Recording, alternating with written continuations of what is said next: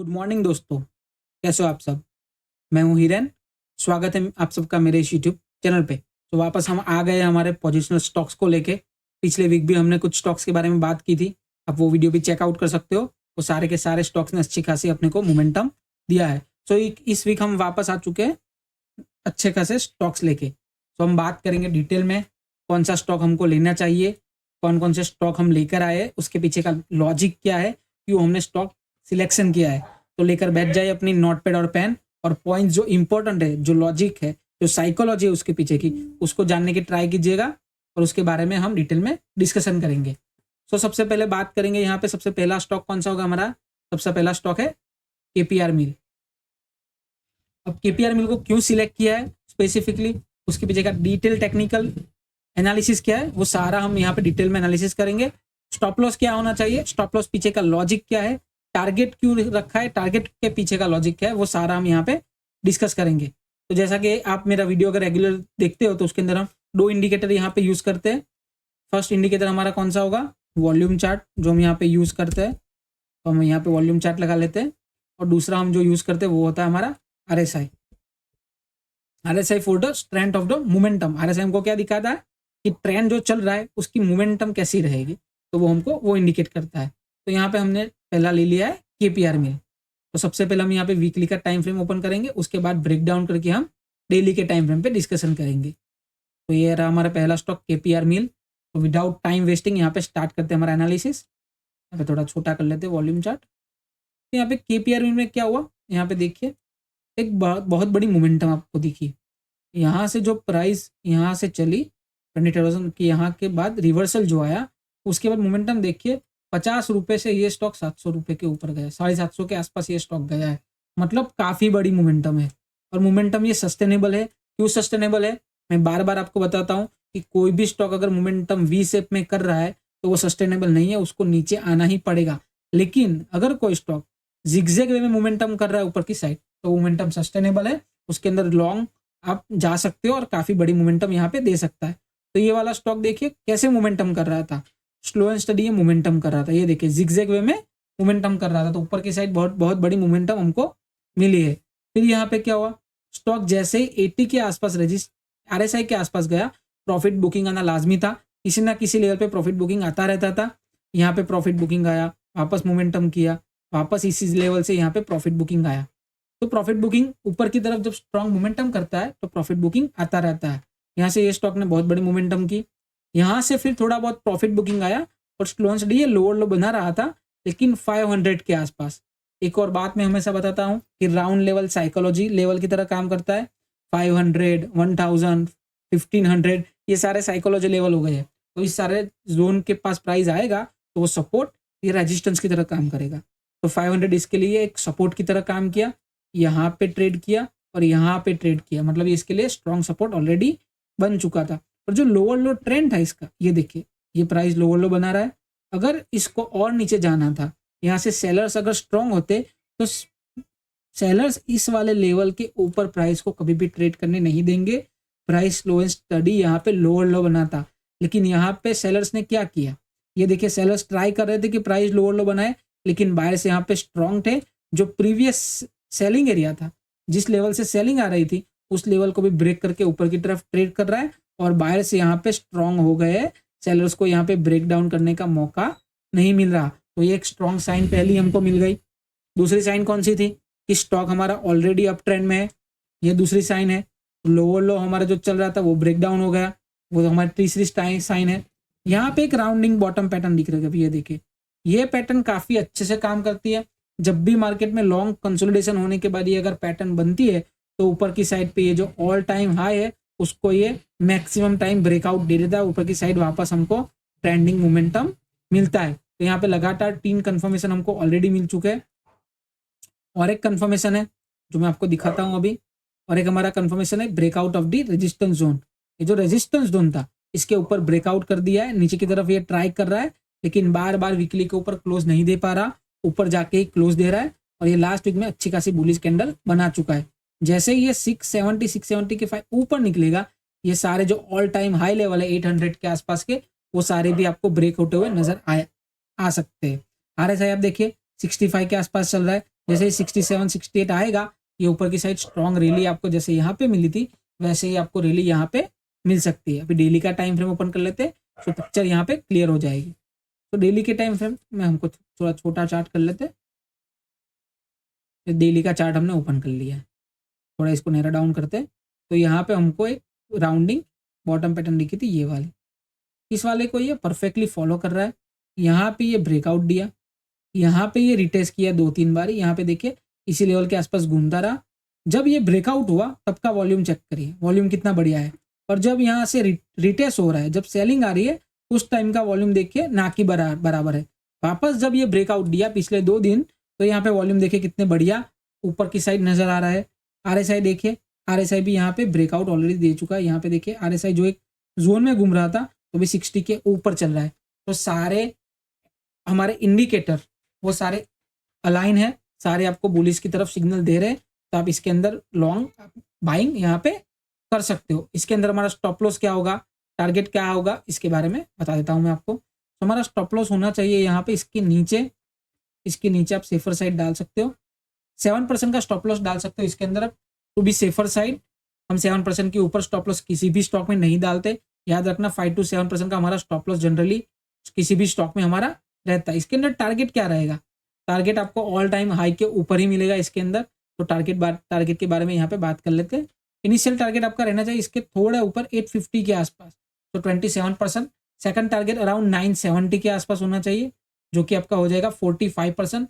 अगर ये 1000 के आसपास ये टाइम बिताता है, थोड़ा बहुत रिट्रेसमेंट आता है 5 से 10% का, उसके बाद 1000 को ब्रेक करता है, तो ऊपर की साइड आपको 1150 के लेवल भी नजर आ सकते हैं। मतलब 70% का भी ये टारगेट आपको आने वाले टाइम में दे सकता है। बात करते हैं दूसरे स्टॉक के बारे में। तो दूसरा स्टॉक कौन सा है, दूसरा स्टॉक लेंगे हम यहाँ पे फीएम इंडस्ट्रीज। तो फीएम इंडस्ट्रीज को मैं पिछले वीक भी डिस्कस कर चुका हूँ लोअर लेवल पे। उसके पीछे का रीजन मैंने ट्विटर पे ऑलरेडी बता दिया था, ट्विटर पे ऑलरेडी इसका चार्ट मैंने शेयर किया था। अगर आपने ट्विटर पे मेरे को फॉलो नहीं किया, वहां पे मैं डेली बेसिस पे जो ब्रेकआउट के पहले के स्टॉक्स है, याद रखना ब्रेकआउट होने के बाद तो सारे लोग शेयर करते हैं, यहाँ पे मैं शेयर करता हूँ ब्रेकआउट होने से पहले वाले सारे चार्ट। ये ब्रेकआउट आने वाले टाइम में दे सकता है, तो ये वाला मैंने शेयर किया था ट्विटर पे। अगर आपने ट्विटर पे फॉलो नहीं करके रखा तो वहां पे आप फॉलो कर सकते हो, डिस्क्रिप्शन में आपको ट्विटर की लिंक मिल जाएगी। तो यहाँ पे है फीएम इंडस्ट्रीज, इसके बारे में बात कर लेते हैं पहले। ये वीकली का चार्ट हमारा आ गया, अरे से, और ये वॉल्यूम हो गया हमारा। तो फीएम इंडस्ट्रीज देखिए कितने बढ़िया तरीके से ये मूव कर रहा है। ये वीकली का चार्ट दिखा रहा हूं मैं आपको। चार्ट ने 2017 के आसपास अपना ये एक ऑल टाइम हाई यहाँ पे लगाया था, उसके बाद लोअर लो चल रहा था, कोविड आया, कोविड के बाद ये ऊपर की साइड ब्रेकआउट दिया, और जो रेजिस्टेंस जोन था प्रीवियस ये वाला, उसी जोन के आसपास से यहाँ पे वापस सेलिंग आई और यहाँ से ब्रेकआउट दे दिया ऑल टाइम हाई को। ये याद रखिए ऑल टाइम हाई ब्रेकआउट हो चुका था, अभी इसके लिए ऑल टाइम हाई है 2000 का लेवल, मतलब राउंड लेवल साइकोलॉजी लेवल की तरह काम करता है। यहाँ पे ये अभी सपोर्ट का काम कर रहा है 1250, जो इसका प्रीवियस ऑल टाइम हाई था। और यहाँ पे ट्रेंड लाइन देखिए कहाँ पे फॉलो कर रही है, ट्रेंड लाइन क्या फॉलो कर रही है, लोअर हाई। लोअर हाई मतलब कि यहाँ पे बायर्स इंटरेस्टेड है हायर प्राइस पे बाय करने के लिए। लोअर हाई मतलब क्या हुआ कि प्राइस लो तो बना रही है, लेकिन जो प्रीवियस हाई है इसका, सॉरी प्रीवियस लो है, उसके ऊपर अपना हाई बना रही है, इसके इसलिए उसको बोला जाता है लोअर हाई। तो प्राइस लोअर हाई पे भी यहाँ पे ट्रेड करिए, मतलब बायर्स इंटरेस्टेड है हायर प्राइस पे बाय करने के लिए। तो यहाँ पे बायर्स स्ट्रॉन्ग नजर आ रहा है। यहाँ पे रेजिस्टेंस जोन बार बार यहाँ पे ट्रेड हो चुका है, 2000 का लेवल साइकोलॉजी लेवल है ऑलरेडी, यहाँ पे 1 2 3 4 3 से 4 बार यहाँ पे ट्रेड हो चुका है। तो आने वाले टाइम में यहाँ पे ये जैसे ही जोन छोटा होता जाएगा, ऊपर की साइड आपको स्ट्रॉन्ग रैली नजर आएगी, जैसे ये 2010 और 2025 के ऊपर निकलेगा। तो ये वाला जो पैटर्न है, इसको पोलैंड फ्लैग पैटर्न भी कई लोग बोलते हैं, कई लोग ट्रायंगल पैटर्न बोलते हैं, मैं इसको स्क्वीज पैटर्न बोलता हूँ। क्योंकि प्राइस यहाँ पे क्या हो रही है, बायर्स यहाँ पे स्ट्रॉन्ग है, बायर्स हायर प्राइस पे बार बार बाय कर रहे हैं, मतलब बायर्स इंटरेस्टेड है। सेलर्स यहाँ पे एक ही प्राइस पे आने के बाद नीचे ले जाने की ट्राई कर रहा है। अगर सेलर लोअर लो बना रहा होता, ऐसे हायर लो बना रहा होता, अपना स्लो एंड स्टडी यहाँ पे लोअर लो बना के सेल करने की ट्राई कर रहा था, मतलब सेलर्स जैसे जैसे प्राइस लो हो रही है फिर भी इंटरेस्टेड है सेल करने के लिए। लेकिन यहाँ पे ऐसा नहीं हो रहा, प्राइस सेम लेवल पे है, 2000 के लेवल के आसपास आने के बाद ही सेलर्स यहाँ पे इंटरेस्टेड है सेल करने के लिए। वहीं पे बायर 1500 पे बाई कर रहे हैं, 1700 पे बाई कर रहे हैं, 1750 पे बाई कर रहे हैं। मतलब बायर्स यहाँ पे इंटरेस्टेड है हायर प्राइस के ऊपर बाय करने के लिए। तो जैसे ही यहाँ पे ऊपर निकलेगा सेलर्स के सारे स्टॉप लॉस हिट होंगे, बायर्स नहीं इंक्लूड होंगे और सेलर्स भी बायर्स बन जाएंगे और ऊपर की साइड आपको स्ट्रॉन्ग मोमेंटम नजर आ सकता है। देख लेते हैं डेली टाइम फ्रेम, फिर बात करेंगे स्टॉप लॉस और टारगेट के बारे में। तो डेली टाइम हमने ओपन कर लिया, यहाँ से ब्रेकआउट दिया था, यहाँ पे ट्राई किया था नीचे जाने की, लेकिन यहाँ पे वापस बायर्स ऊपर लेकर गए और ये 2000 के आसपास से ये एक ही जोन में बार बार यहाँ पे एक वॉलेटाइल हो चुका है और यहाँ पे एक ट्रेंड लाइन आपको ऊपर की साइड हायर हाई दिख रहा होगा। तो यहाँ पे आप वॉल्यूम चेक करिए, यहाँ पे जो मैं दिखाने की कोशिश कर रहा हूँ, यहाँ पे आप वॉल्यूम देख के बाइंग की साइड वॉल्यूम, प्राइस अपने ऑल टाइम हाई के आसपास चल रहा है 2000 के आसपास, ऊपर की टाइप ब्रेकआउट दे रहा है बाय बार, यहाँ पे वॉल्यूम देखिए, फिर सेलिंग आ रही है, सेलिंग की तरफ कोई वॉल्यूम नहीं, वापस सपोर्ट जोन के आसपास बाइंग कर रही है, बाइंग के वॉल्यूम देखिए आप यहाँ पे और सेलिंग के वॉल्यूम देखिए। तो सेलिंग के वॉल्यूम ना के बराबर है, यहाँ पे लो वॉल्यूम में सेलिंग हो रही है और बाइंग स्ट्रॉन्ग वॉल्यूम के साथ हो रही है, मतलब यहाँ पे बायर्स काफी इंटरेस्टेड है हाई वॉल्यूम में बाय करने के लिए। आरएसआई देखिए यहाँ पे चल रहा है 67, जो कि एक ट्रेंडिंग मोमेंटम की तरफ इशारा कर रहा है। स्ट्रॉन्ग मोमेंटम आपको आने वाले दिन में यहाँ पे नजर आ सकता है। बाइंग की कैंडल देखिए आप, एक बाइंग की कैंडल देखिए, फिर सेलिंग की कैंडल देखिए, कितनी स्लो एंड स्टेडी छोटी छोटी कैंडल बन रही है। जब भी बाइंग की कैंडल बन रही है बहुत बड़ी कैंडल आपको देखने को मिल रही है और क्लोजिंग दी है 1988 के आसपास। जैसे ये 2000 के ऊपर निकलेगा बहुत बड़ी मोमेंटम ऊपर की साइड नजर आ सकती है। इसमें स्टॉप लॉस कितना होगा वो मैं आपको बता देता हूँ।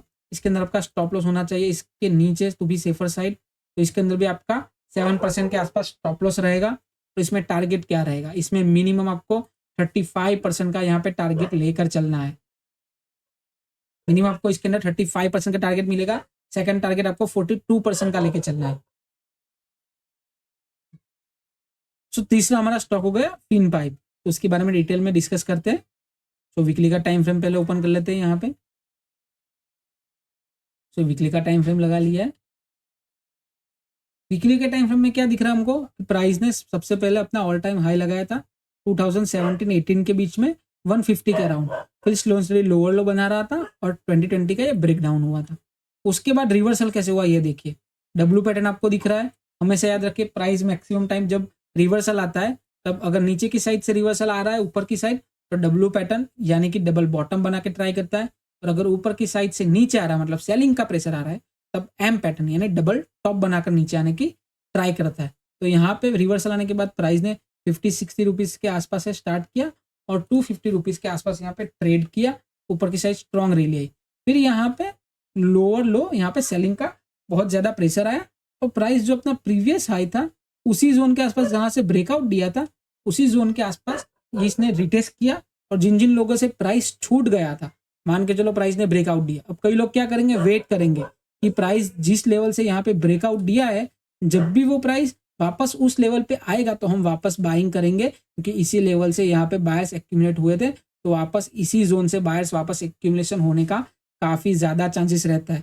इसीलिए ये जो सपोर्ट जोन है प्रीवियस ब्रेकआउट जोन, इसी जोन के आसपास बायर्स वापस आते हैं, तो उसी जोन के आसपास यहाँ पे बायर्स आए और यहाँ पे डबल बॉटम वापस बनाया यानी डब्ल्यू पैटर्न यहाँ पे बताया और ऊपर की साइड ये स्लो स्टडी अभी जा रहा है। दूसरा यहाँ पे क्या हुआ, नीचे की साइड वीक देखिए, ट्राई कर रहा था यहाँ पे 2 बार ही ट्राई किया, नीचे की साइड काफी बड़ी वीक बनाई और ऊपर की साइड यहाँ पे ब्रेकआउट दिया और वापस यहाँ पे कंसोलिडेशन करने के बाद एक ऊपर की साइड ब्रेकआउट दे चुका है और साइकोलॉजी लेवल 200 के ऊपर ट्रेड कराने वाले दिनों में आपको ये जो ऑल टाइम आए 230 240 वो सारा ब्रेकआउट होते हुए नजर आ सकता है। डेली का टाइम फ्रेम देख लेते हैं, डेली के टाइम फ्रेम में हमको यहाँ पे क्या दिख रहा है। तो डेली का टाइम फ्रेम है हमारा। सो मैंने जो डिस्कस किया था आपके साथ कि ये वीक देखिए, यह बहुत बड़ी वीक है, अगर जैसे ही ये कैंडल की ऊपर की साइड को वीक के ऊपर निकलता है तो ये कंफर्म हो जाता है कि बायर्स यहाँ पे स्ट्रॉन्ग है, क्योंकि प्राइस देखिए यहाँ पे सेलर्स ने कितना ट्राई किया था नीचे ले जाने का, लेकिन लास्ट में क्लोजिंग कहाँ पे दी है, ऑलमोस्ट 70% ऊपर जाकर क्लोजिंग दी है, मतलब बायर्स यहाँ पे इंटरेस्टेड है 140 to 120 जोन के आसपास बाय करने के लिए। वापस क्लोज नीचे आया लेकिन उसी जोन के आसपास यहाँ पे स्ट्रॉन्ग बाइंग हैपनिंग हुई। ये कैंडल देखिए बहुत बड़ी बड़ी कैंडल यहाँ पे बनना स्टार्ट हो गई, वापस ये कंसोलिडेशन फेज में चला गया। क्यों कंसोलिडेशन फेज बोल रहा हूँ मैं, क्योंकि सेलिंग का वॉल्यूम यहाँ पे ना के बराबर है और जब जब बाइंग हो रही है बहुत बड़ी बड़ी कैंडल में बाइंग हो रही है और छोटी छोटी कैंडल छोटे छोटे वॉल्यूम के साथ सेलिंग आ रहा है, तो ये कंफर्मेशन हमको ये वॉल्यूम दे रहा है। RSI देखिए 70 के आसपास चल रहा था, यहाँ पे थोड़ा बहुत रिट्रेसमेंट किया, 66 के आसपास चल रहा है। जैसे ही ये वापस 208 210 के ऊपर निकलेगा, ऊपर की साइड बहुत बड़ी मोमेंटम हमको वापस यहाँ पे देखने के लिए मिल सकती है। इसके अंदर स्टॉप लॉस क्या रहना चाहिए, तो इसके अंदर आप एक छोटा स्टॉप लॉस डाल सकते हो अगर आप कंजर्वेटिव हो इसके अंदर, लेकिन मैक्सिमम स्टॉप लॉस हमारा होगा यहाँ पे 4%। सो यहाँ पे हो जाएगा 195, मतलब 4.1 to 4.2% का यहाँ पे स्टॉप लॉस होगा। टारगेट हमारे यहाँ पे क्या होगा, हमारा टारगेट जनरली मिनिमम 1:3 यहाँ पे रहता ही रहता है।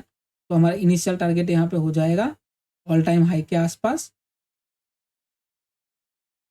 इसको वापस कर लेते हैं। तो हमारा टारगेट यहाँ पे हो जाएगा इनिशियल टारगेट 20% 245 के आसपास। सेकंड टारगेट आपका होना चाहिए 280 यानी 40%। Initial target 25, second target 40%। अब जो मैं हर वीडियो में बताता हूँ कि आपको स्टॉप लॉस कैसे ट्रेल करना है, जो भी हमारे नए व्यूअर्स है जो हमारा वीडियो रेगुलर नहीं देखते उनको नहीं पता होता कि प्रॉफिट कैसे बुक करना है, क्या स्ट्रेटेजी होनी चाहिए, तो वापस मैं आपको बता देता हूँ। जिन लोगों को नहीं पता और जिनको पता है उनका वापस यहाँ पे रिविजन हो जाएगा। मान के चलो कोई स्टॉक आपने बाय किया है 10 रुपीज़ में, ठीक है, वो ऊपर जा रहा है, अभी चल रहा है 15 रुपीज़, मतलब आपको 50% का प्रॉफिट हो रहा है। अगर आपका टारगेट है लेकिन कितना, कि मेरा टारगेट है 20 रुपये, मतलब 100% का आपका टारगेट है, लेकिन अभी चल रहा है 15 रुपये, यहाँ से सेलिंग आ गया और आपका स्टॉप लॉस था 8 रुपये, और सेलिंग आने के बाद आपका स्टॉप लॉस हिट हो गया। तो क्या ये ठीक था, क्या ये साइकोलॉजी आपकी सही थी?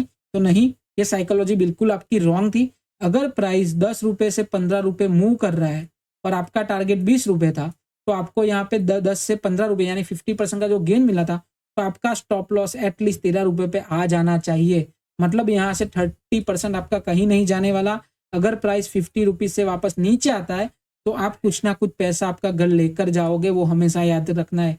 या तो आप प्राइस के बेस पे, परसेंटेज के बेस पे 5-5% का स्टॉप लॉस डाल सकते हो, या तो फिर जहां पे आपको ये सपोर्ट नजर आ रहे हैं बार बार, वो सारे सपोर्ट जोन पे आप अपना स्टॉप लॉस डाल सकते हो। लेकिन जब भी प्राइस ऊपर की तरफ जाता है, आपको 20% प्रॉफिट हो रहा है, तो आपका स्टॉप लॉस हमेशा ट्रेल होना चाहिए कि चलो 15% पर स्टॉप लॉस लेकर आता हूँ।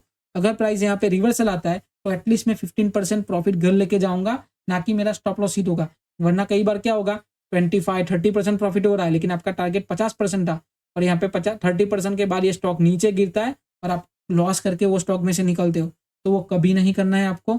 आपको प्रॉफिट ट्रेल करते रहना चाहिए, स्टॉप लॉस आपका ऊपर की साइड ट्रेल करते रहना चाहिए। और अगर प्राइस नीचे आ रहा है और स्टॉप लॉस हिट हो रहा है तो कभी भी एवरेज नहीं करना है। स्टॉप लॉस हिट हो रहा है, स्टॉक को निकालो। 5000 प्लस स्टॉक है मार्केट में, कोई ना कोई स्टॉक आपको जरूर मिलेगा और मिलता रहेगा। और हम हर वीक यहाँ पे स्टॉक लाते रहते हैं। अगर वीडियो पसंद आया तो वीडियो को लाइक करना, चैनल को सब्सक्राइब करना मत भूलना, और वीडियो को शेयर जरूर करना अपने फ्रेंड्स और अपने दोस्तों के साथ, ताकि ये वीडियो की लर्निंग और लोगों तक पहुंच पाए। और अगर आपने फॉलो नहीं किया ट्विटर पे तो वहां पे आप फॉलो कर सकते हो। अब मैं डेली बेसिस पे स्टॉक लाता रहता हूँ बिफोर द ब्रेकआउट स्टॉक, वहां पे भी आप लर्निंग कर सकते हो। तो मिलते हैं वापस ऐसे ही लर्निंग वीडियो के साथ। Thank you so much.